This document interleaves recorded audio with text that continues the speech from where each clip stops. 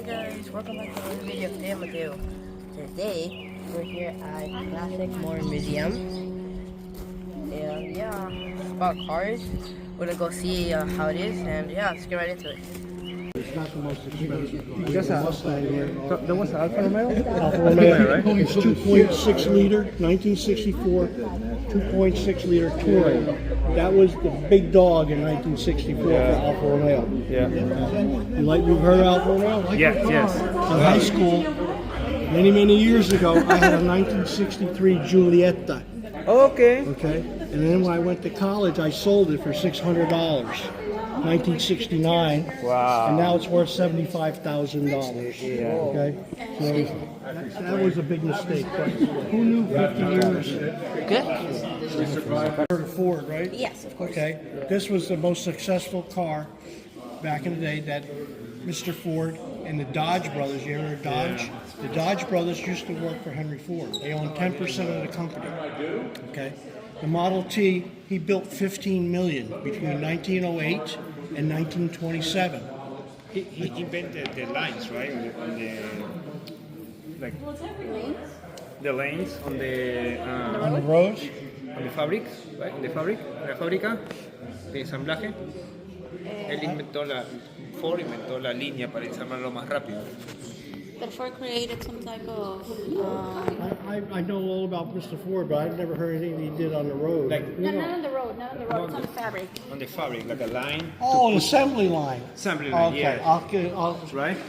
Okay, and so 1908 to 1927. The assembly line started in 1914. Okay, the first assembly line was made by Mr. Oldsmobile. Remember Oldsmobile? Yeah. But Oldsmobile, this car stood. He used to do the violin, and he was a comedian.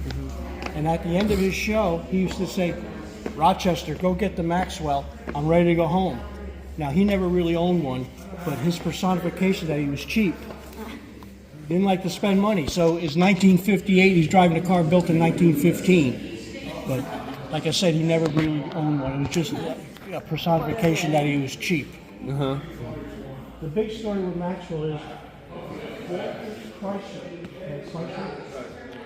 was the president of Buick back in the day. He made a lot of money for them. But in 1920, Pierre DuPont, I don't know if you know who Pierre DuPont. Pierre DuPont he made his money making dynamite for the war. Okay, he made a lot of money. And he invested $50 million into General Motors, and he became president of General Motors. But the problem was the two men, they didn't like each other. So Walter Chrysler left Buick with about $12 million in 1990. Yeah. I don't know if you know. They both died, mortal. Okay. The wives took over. Eventually, Mr. Chrysler paid them the equivalent of $11 billion for Dodge. 178 million in 1928. A lot of money. Yeah. Mucho dinero. So that's why Dodge became part of Chrysler because he bought it from the two widows. You ever hear of Plymouth? Yeah. Plymouth is gone now. Yeah. He wanted to compete with Ford and Chevrolet on the cheap cars. So he created Plymouth by using all the parts that were made for Dodge and Chrysler, already done. All the engineering was done. All he did was put a new body, and he could compete with Ford and Chevrolet. And Plymouth got its name from Plymouth Rock. I don't know if you know the story about Plymouth. The Pilgrims, when they first came, they went to Plymouth, Massachusetts. Okay? That's where Thanksgiving came from and all the rest. So he named the car after six-cylinder. Beautiful car. This car in 1964 was $5,500. The Mustang was $2,200. So very expensive for the time, especially for two seats. Now it has a back seat here. Well, your kids are too big now. If you had a Chiquita kid, no problem. But this is a beautiful car. I'd love to have this car. And this car, like I told you, is worth $180,000. Did the Alfa Romeo went to bankruptcy? No, Alfa Romeo is owned by Fiat. Owned by Fiat. Okay. See, Fiat bought, at one time, they owned Ferrari. They still own Alfa. They own a car called Lancia that doesn't come to America. Okay. So, and now Fiat is part of what they call Stellantis. Yeah. They own Chrysler, Dodge, Dodge, they own Peugeot. Yeah. Okay, Peugeot now is part of Stellantis. The Jeep line is all, you know, through them. But Alfa Romeo has been around since 1909. Yeah, but I remember sometimes they basically disappear, right? No new models, no Well, nothing yeah, until in the U.S. on the yeah. 2000s. Yeah, in the U.S. Yeah. Okay. They were a lot of money for a two-seater car, and back in the 50s and 60s they brought, you know, some of these cars in. They had a four-door Alfa Romeo too. Yeah. In fact, in Italy they use them as taxis. Not much, but it's only 1.3 liters. Sorry I didn't record, but there's only apparently like 500 to 400 of these. This car here is a symbol of Lincoln. So they used to sell these to other Fords just for prestige. You know, you got the symbol of Lincoln on your Ford. Got it. Okay. But this has the seat in the back. It's called a rumble seat. I call it the mother-in-law seat. If it rains, you're out of luck. But the window opens so you can talk to her. It's got the suicide doors. Okay. Because if you fall, 245. And where do you put the? There is no place for it. This was just for around town thing, you know. Okay. But it had a little motor in it. If you look at the pictures, you can see where the motor is. But they only make this is 500. Excuse me. Yeah. But, we found this in California. The only thing would be more expensive on this car would be convertible. If it had that, would be more. Or in 1957, they had mechanical fuel injection. Okay. Okay. Instead of a carburetor, you know, a carburetor, they had fuel injection like cars are today. All cars today are fuel injected because they burn cleaner. So when they started with all the pollution laws, all the cars had to go to fuel injection. But this was 1957. And the fuel injection wasn't too good. It would give you 1 horsepower for every cubic inch. Okay. So this had a 283 cubic inch. If it had a fuel injection on it, it would be 283 horsepower, caballo. Okay. That's not bad for 1957. Yeah. All right. So, but this is a beautiful example. This was donated to us. This beautiful car. Yes. Behind you is the oldest car we have here. It's a 1910. International pickup truck.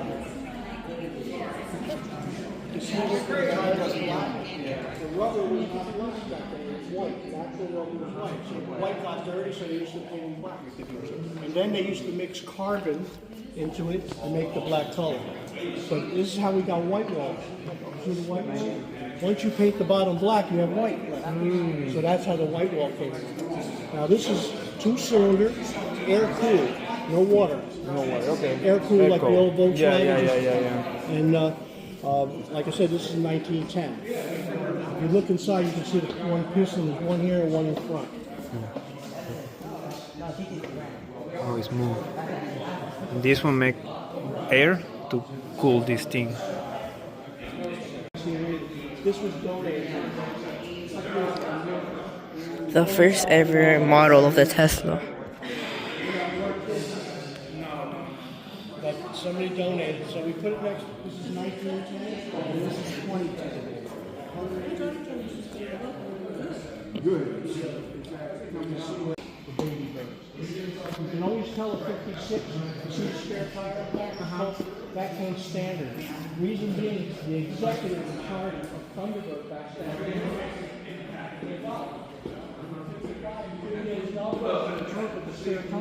So the second year, he put the spare tire on the back, which actually helped the weight a little bit too.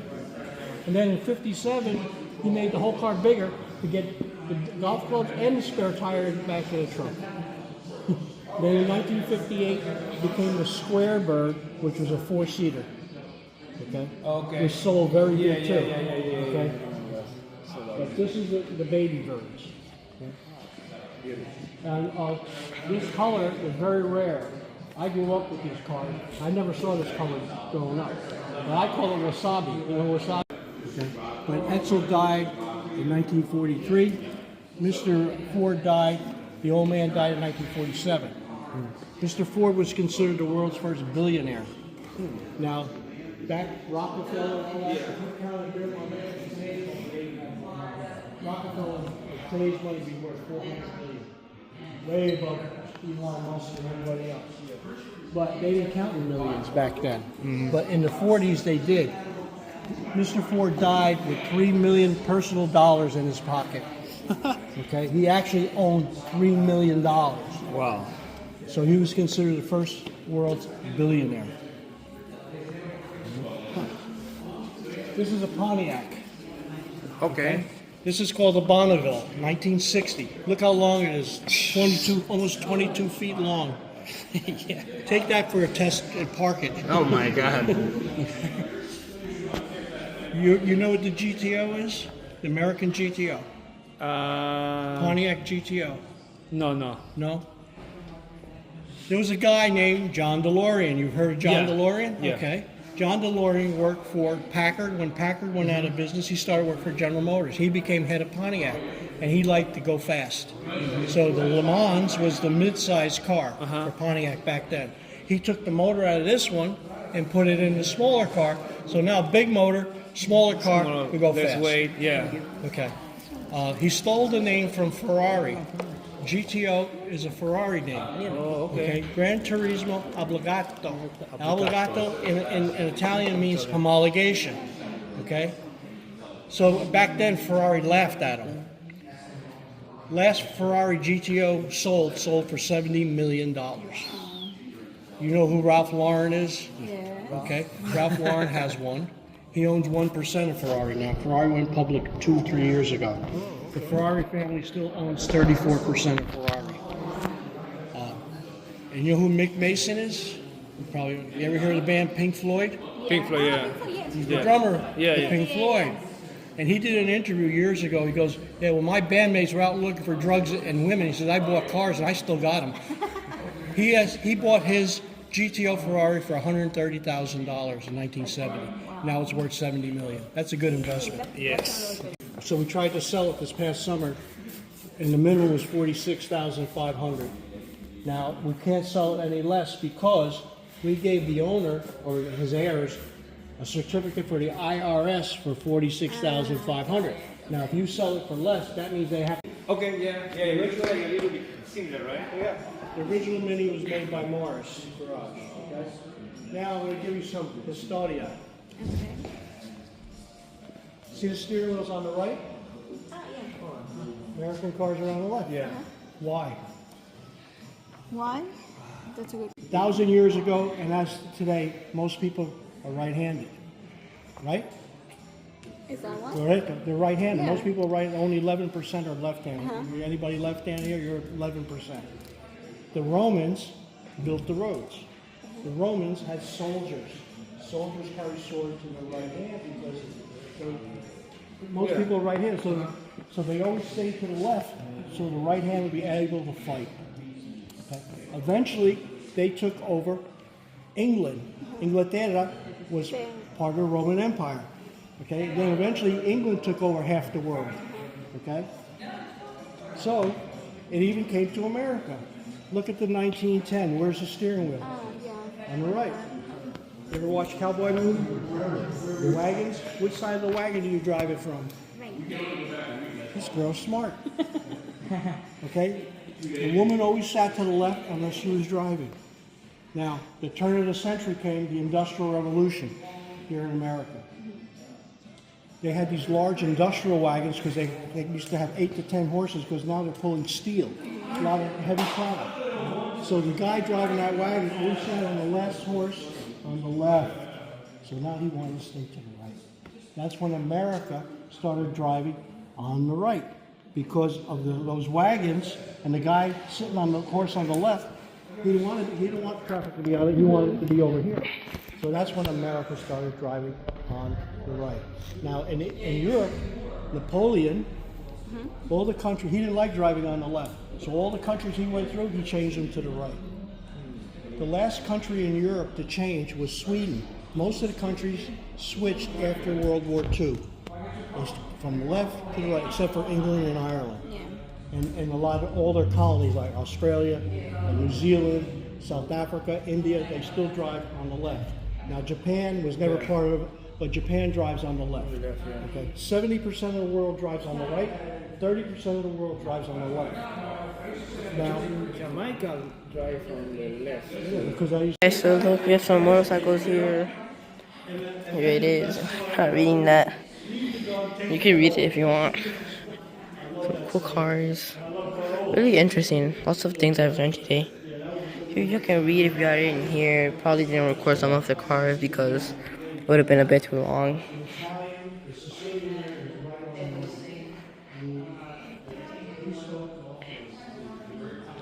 Here, this car was like made to compete against that car over there.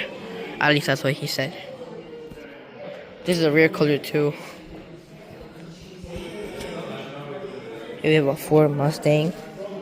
It's valued by so much, I remember. It's owned right now, but it's valued at like 400,000 or something. 40,000, I forget. Really interesting.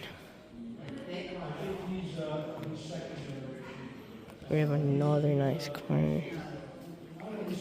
And even up here, we have small trucks.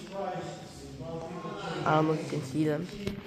It tells you the description right here of every truck that's up there. Then we have little cars over here. You can see them around the edge. More cars up there. Interesting, right? There's a Coca-Cola machine here. they built that for America. Wow. If you go to the Appalachian Trail in North Carolina, it's mostly built by Italians. You've heard the word guinea, okay? All of these are England cars. They call Italians guineas. The reason being is that when they built the Suez Canal in Egypt, between Saudi Arabia and Okay, so this is basically the end. We're leaving at this point. We were in St. Michael's. This is where the museum is, the modern museum. And yeah, I hope. So I hope you enjoyed this video. And if you did, leave a like and subscribe for more. And bye.